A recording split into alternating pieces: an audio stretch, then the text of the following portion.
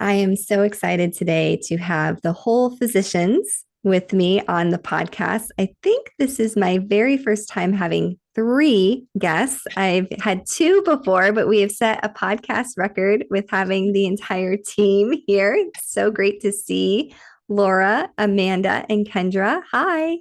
Hello. Hi. So glad to be with you today, Andrea. Yeah, so Thanks happy. for For having having us on.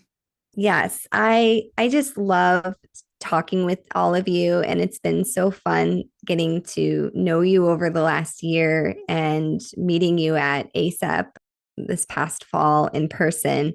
For some of our listeners who don't know you, would you mind just giving a little intro on what is the Whole Physicians and the three of you? Well, I'll take that. So we are the whole physician, which at our heart, we are emergency physicians who love helping other physicians feel better. We call ourselves burnout survivors because we are. A couple of us actually quit medicine for a period of time and have learned how to practice medicine in a sustainable and happy way. And we love helping other doctors do the same. That's what we do. And we do that through teaching and through coaching. We do a lot of one-on-one coaching to provide that space for doctors to be able to vent safely and in a no judgment zone and get some insights to help them feel better and live their best lives. And for our listeners that haven't listened to your podcast yet, if you want to get more of a flavor of these three, and I'm going to tell you you're going to want to listen to Drive Time Debrief. And then I'm also really thrilled to share with everyone that the three of you are strategic partners with Revitalize. And we don't have very many strategic partners. If you look at the page, it's a very select group of individuals. And we chose you three to be the burnout specialists that we work with because there's lots of different coaches out there that specialize in burnout. But the three of you, the level of insightfulness and empathy and courage and just your entire vibe, it was a really easy decision to work with the three of you. So I'm excited for our listeners and for our community members to get to know the three of you more. Aw, thanks. We love you guys. That means a lot. Thank you very much. So we're just about ready to start. Well, currently we're recording this on December 7th. So we're all probably living our best lives. We had a Christmas cookie thing at our house, and I've had cookies every morning for breakfast. But soon we're going to enter New Year resolution season. And some people will do their dry January. This will be the year I'm going to drop 20 pounds. And, it goes on and on and on. My observation has been actually, I don't know if I've ever had a successful resolution. I can't really think if there's ever something I've said I was going to do in January and it actually happened, which statistically is actually pretty common. Why do resolutions fail? And is there anything we could be doing instead of making resolutions? Hey, you want to take that? Sure. I thought you were going to talk about like alignment with your values. That's why I was waiting. I can definitely start. I'll take the first half anyways. So why do they fail? That's a big question. And I'm sure we could get 999 answers, but really when we talk about resolutions, is it the fact that that word sometimes, like you just said, I've set many a resolution and they fail. What is a resolution? What are we really trying to do here? And I think where you need to start is like, maybe what am I not trying to do? And the mindset shift or the reframe could be like, what is my goal? Where am I trying to get? And I think just even looking at it from just that little bit of shift as to what I'm like trying to get rid of or let go of or get away from, instead of where am I headed? And so one of the things we talk about a lot is that idea of your why. And so if you can think about, instead of a resolution, think about, I'm going to start a new habit, or I'm going to have a new goal for this year. And some people already do this, but I think where it really lacks is connecting that with a value. And so your values are really important. And that's basically your why. So you want to think about, okay, if I want to do this new habit, it's either triggered me, or it's a pain point or something that you're really trying to improve, or maybe you had, it's been brought to your attention, or you're more self-aware. I don't know. But really, you got to get back to what is your value. So I know for me, just as an example, a couple of years ago, I mean, obviously I was in the throes of my burnout, and I had walked away from medicine actually for a time and was getting coached. And when I started to realize, why I wasn't heading in the direction that I really wanted to be. And really it became like when I turned 40, I was like, this is it. Like I reached 40, I was burnt out of medicine. And I'm like, this is what my life, oh my goodness. So, and another striking thing was like, I went to the doctor and got like numbers back on just routine labs. And I was like, oh my God, like what does all of this mean? And so I really started to think about, instead of, losing weight or getting in shape or trying to fix my numbers or all the things, I started to think about, okay, clearly I'm not where I want to be at 40 or 41, 42.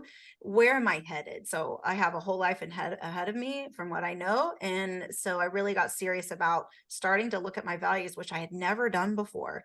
And so when I got into being coached myself, starting to ask those questions again, like what makes me happy? Where do I want to be? Why? What brings joy in my life?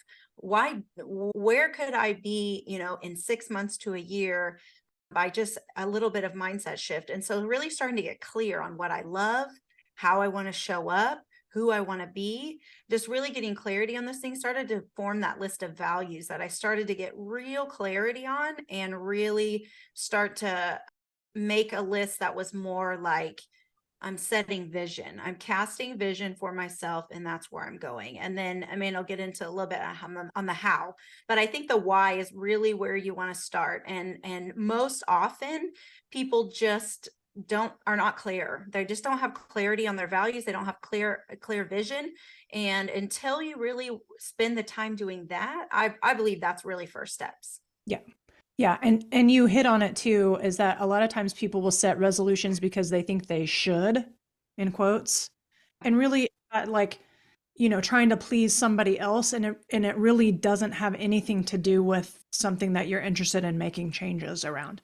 If you love cookies and you just decide to go no flour, no sugar because that's what everyone else is doing, then you're not having compassion or grace with yourself, and it's not going to stick because it's not actually something that truly you want to do for the rest of your life, is what we're talking about.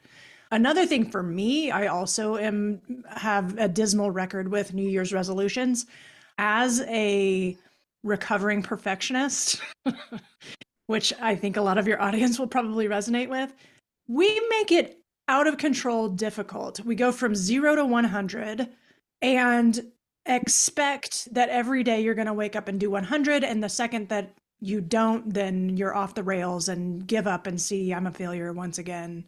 So we're just like, there's a whole gray zone. And maybe we could just start with, they say, make your life 1% better each day. Do something that's doable, and become a person who does the habit. You can always improve from there. What is much more difficult is to go from nothing from zero exercise to elite athlete status in a week. That's a bit rough. Yeah. And I will tell you, Amanda, she talks about this, or it was real eye-opening for me. Like I kept saying, I fell off the wagon. And Amanda's like, there's no wagon. What if there was no wagon? I'm like, oh, there's no wagon. So there's that grace, that self-compassion that says, when you feel like a failure because there's a wagon that you fell off of, what if there was no wagon? And what if you just, like she said, start at 1% better? So Yeah. Right. And then a last thing I would say is, and this is where our life coach training has a huge impact, is you cannot hate yourself into the version of yourself that you want to be. And yet that's what we try to do over and over and over. I hate this jiggle in my belly. If only I get rid of it, then I can love myself. Well, that's not how it works. You actually have to start practicing self-love in order to grow to love yourself. And then that's when the things become easier because you're doing it for you rather than out of hatred of yourself. Yeah, I'm so glad you mentioned that, because that relationship that we have with ourselves is where any good change we can make in our lives begins. And we are so like we're so perfect at keeping promises to other people. Most of us are, because we're so dependable and such amazing human beings for everyone else, but we don't keep promises to ourselves. Or we make these crazy goals. Like, I've been not running at all, but I'm gonna start running 5 miles every morning. Like, that's not a good idea. But we will make that promise saying we're going to do this for ourselves and not show up. It's like we're making a lunch date with one of our friends and just totally ghosting them. We wouldn't do that, but we do it to ourselves all the time. So when we can cultivate that self-love where we're going to keep promises to ourselves and make the promises small enough they're actually doable, that's when real change can happen. Yeah. So I guess to summarize is we make resolutions that we really have no interest in doing. We make them too hard and we don't have compassion with ourselves. And then that just is a recipe for disaster.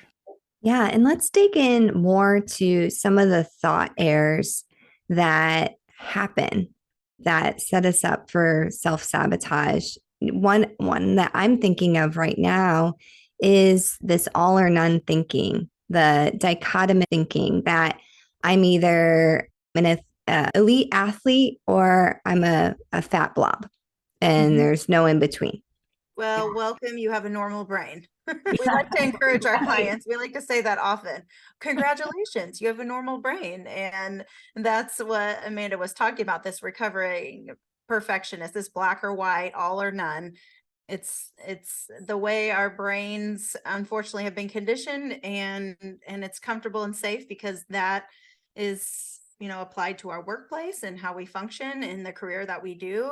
However, it is not so helpful when we're applying it to ourselves and something that we genuinely are trying to work towards. And, I think Amanda and Laura, they both have used this before, that we've talked about, there's a part of us that wants to also, our brains have a negativity bias. We just have to accept that and not resist that.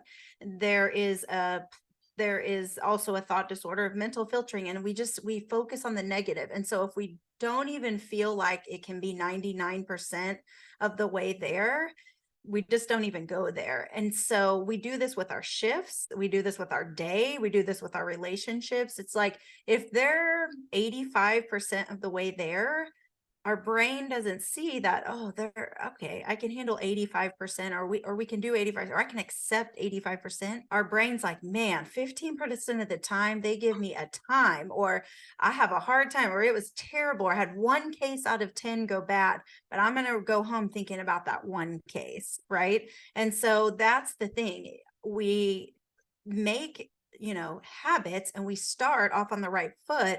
But if it's not every day, all day, the 3 days we did stick to it, there's zero credit there. And so really it takes intentionality. And that's what we'll talk more about, how to set a habit, but making it small steps, like tiny habits. We had a podcast, if you check out our podcast number 61 on take or small. And so it's the thought of like, you have two ladders. Like if you're thinking about, you're starting at the ground level and you're getting to one of your goals. And so you have a ladder that's got a rung every 3 inches, or you have a ladder that has a rung every 3 feet. How much more easier is it to climb the ladder when you're taking a small step every 3 inches than trying to get that next rung that's 3 feet away, or something like that?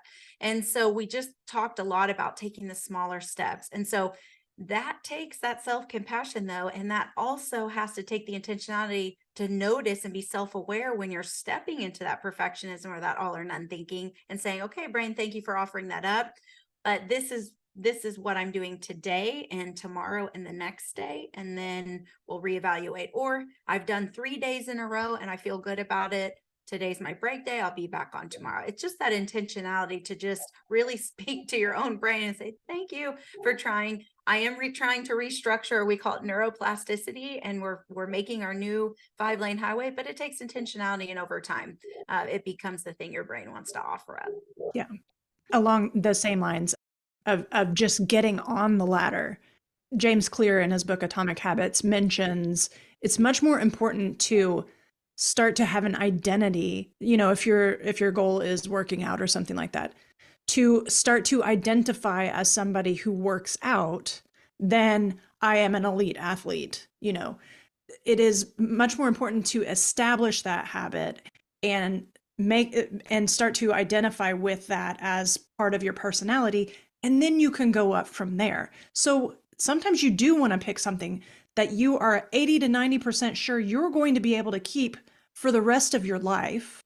We do all this stuff where it's like, I'm not going to have any pleasure in my life for the next 6 months. And after that, after I've absolutely tortured myself, then I'll get to love myself, right? I mean, we just go from 0 to 1,000, but it would be much more useful to do something that you honestly believe that you're going to do and build that self-integrity, because then you can go from there. And another tip that is recommended also is to tie that thing to something that you already have a habit of. If you always have your morning coffee, then maybe you do the thing before that because you're going to have your coffee. Just something that makes it really easy for yourself to start to establish an identity as whatever the change is that you want. I identify as a walker and a stretcher. So I Nice. stretch I love it. and I walk. I love that. You're bringing up images of Sally O'Malley with her kicking and stretching. So when you were talking about thought errors, I immediately went to catastrophizing because, and this can kind of go with all or nothing as well, but if, for instance, if you have made this exercise plan for yourself, I'm thinking of myself years ago, and then I miss one, then I'm like, oh my gosh, I'm gonna die. I'm gonna get diabetes. I'll have like my feet amputated or something because I missed one day on this exercise plan. And just knowing that when you're establishing a new habit, at first, you might only do it 20% of the time. So if you give up because you miss one day, that you're not helping yourself out there. Just expect that it is going to take time to build those neural pathways. And at first, it is going to feel like you're really not doing it very often. What about balancing delayed gratification, which is something we've really done a good job of as doctors, with the thought trap that I'll be happy when? So I'll finally be happy when I lose this 10 pounds, and I'll finally be happy when I finish writing my book. I mean, there's just so many different things that we can insert there. Right. What's the problem there? What are we setting ourselves up for with that? So what you're referring to is the arrival fallacy. But what I would point out is that it doesn't work. I mean, how many times have you said, darn it, I'll be happy when. Free to burst some bubbles today, people. And that was what we were alluding to. You can't hate yourself into loving yourself, right? So the arrival fallacy is the mistaken thought that when you achieve whatever goal it is, then you will have lasting happiness. What we do know, because everyone listening has achieved several goals that they've had in their lives. Like, how excited were you to get that acceptance letter from medical school? And is that still carrying you? No, it's not. It probably lasted a couple months, and then you got in med school and you're like, oh, well, maybe it's when I graduate med school. Maybe that's when I'm wanted to give it back, but okay. Yeah. There is nothing wrong with having a goal, but a goal is just your light post. It is just telling you the direction of where you're going. If you hinge your lasting happiness on getting to the goal, then the problem with that is that you've spent most of your life just waiting to be happy. Then you get to the goal and you're happy for a little bit. You guys have all accomplished amazing things, and yet did it sustain your happiness forever? No. You achieved the thing, you celebrate, and then you move on and you fall right back into your same habits.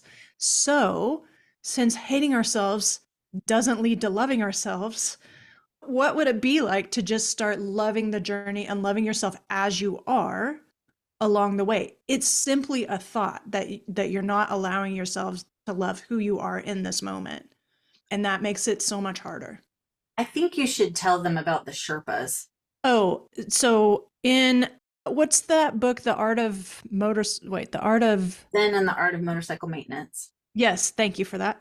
So he is talking about his journey with some Zen Buddhists up, he must have been in the Himalayas, right?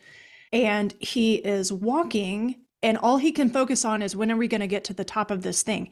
He is conceivably in much better shape. These are elderly Zen Buddhists, and he eventually drops out because it's taking forever. Meanwhile, his companions, the elderly Zen Buddhists, were walking around. From time to time, they would peer at the top of the mountain, but they would look at the flowers. They would see the butterfly. They would talk with each other and commune. Every single one of them made it because they were enjoying the journey. It wasn't only about the destination. That is the secret sauce to life, is to have goals. You don't want to be just wandering around aimlessly, but the goal is just a guidepost. It doesn't even matter if you get there. It's the person you are becoming on the way to your goal. That is the secret sauce. Smelling the flowers. Yes. Well, I think that is a great pause point for part 1 of this podcast on habits. And we'll pick up soon with part 2.